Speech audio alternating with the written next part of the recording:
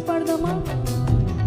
అర్హత లేకున్నా ప్రేమించావు, ఇది కేవలం నీ కృపయే.